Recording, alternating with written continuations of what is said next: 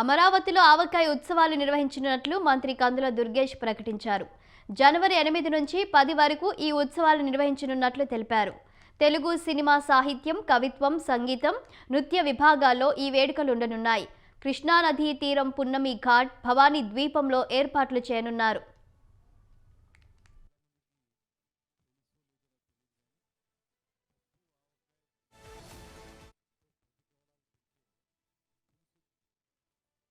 మందికి తెలుసో లేదో నాకు తెలియదు, కానీ పప్పు ఆవకాయ నెయ్యతో 10 కవడాలు తింటే పులుసు ఎందుకురా బుగ్గిలోకి అనేది ఒక పాత సామెత. పప్పు, నెయ్యి, ఆవకాయ 3 కలుపుకుని తింటే అద్భుతంగా ఉంటుంది. ఇంకా పులుసు, సాంబార్ ఇటువంటి అవసరం లేదనేటువంటిది ఒక పాత సామెత. ఏదైనప్పటికీ ఆంధ్రుల యొక్క అభిమానమైనటువంటి వంటకం ఆవకాయ.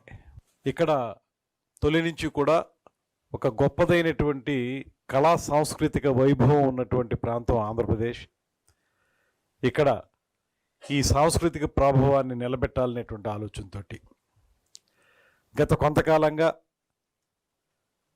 ఈ కళలకి ఏమాత్రం నోచుకోనేటువంటి పరిస్థితి నుంచి తిరిగి ఈ రాష్ట్రంలో కళలు మళ్ళీ ఫరిడి వెళ్ళాలనేటువంటి ఆలోచనతో ముఖ్యమంత్రి చంద్రబాబు నాయుడు గారు, ఉప ముఖ్యమంత్రి పవన్ కళ్యాణ్ గారు చేస్తున్నటువంటి స్ఫూర్తిదాయకమైనటువంటి ప్రయాణంలో భాగంగా ఆవకాయ అనేటువంటి కార్యక్రమాన్ని టీం వర్క్ వారితోటి కలిసి శ్యామ్ గారు వచ్చారు.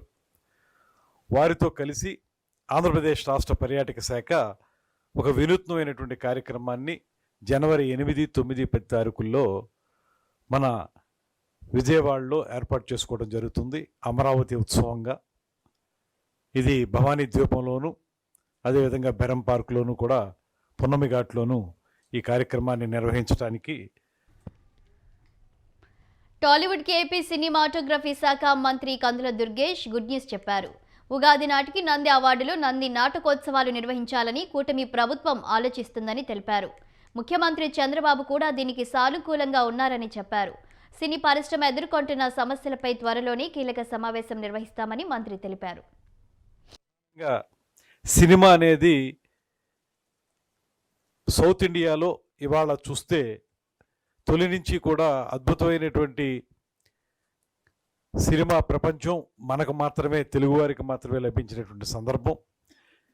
ఇవాళ చూస్తే పాన్ ఇండియా మూవీ కానీ, పాన్ వరల్డ్ మూవీస్ కానీ 100% తెలుగువారికి సొంతమవుతున్నటువంటి ఈ సందర్భంలో సినిమా యొక్క పరిణామక్రమం ఎలా జరిగింది, సినిమా అనేది ఎలా ప్రారంభించబడింది, మూకీ యుగం నుంచి టాకీ యుగంలోకి ఎలా వచ్చింది, ఆ తర్వాత సినిమా రంగంలో వచ్చినటువంటి మార్పులు ఒక పక్కన, అదేవిధంగా పద్యం అనేటువంటి ఒక నాటకంలో ఒక రూపం కేవలం తెలుగువాడికి మాత్రమే సొంతమైనటువంటి పద్యం, అదేవిధంగా గానం ప్రపంచ స్థాయిలో పేరు పొందినటువంటి బాలమురళీకృష్ణ గారు లాంటి అద్భుతమైనటువంటి గాయకులను అందించినటువంటి గడ్డ.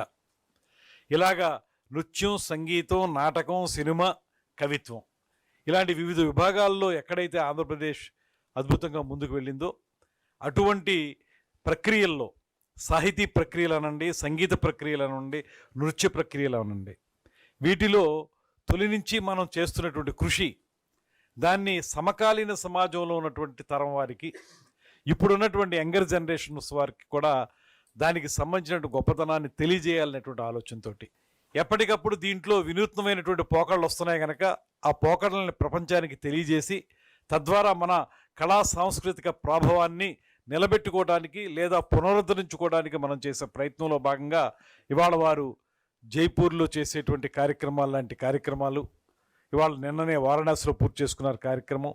వారు కూడా పూర్తిగా ప్రాచీన కళల పట్ల ప్రత్యేకమైనటువంటి అనురక్తితోటి చేస్తున్నటువంటి కార్యక్రమాల్లో వారి యొక్క ట్రాక్ రికార్డ్ చూసి వారితో కలిసి ఆంధ్రప్రదేశ్ రాష్ట్ర ప్రభుత్వం పర్యాటక శాఖ ఈ 3 రోజుల కార్యక్రమాన్ని ఏర్పాటు చేసుకోవడం జరిగింది. ఇందులో ప్రధానంగా సినిమా అనేది సౌత్ ఇండియాలో ఇవాళ చూస్తే తొలి నుంచి కూడా అద్భుతమైనటువంటి సినిమా ప్రపంచం మనకు మాత్రమే, తెలుగువారికి మాత్రమే లభించినటువంటి సందర్భం.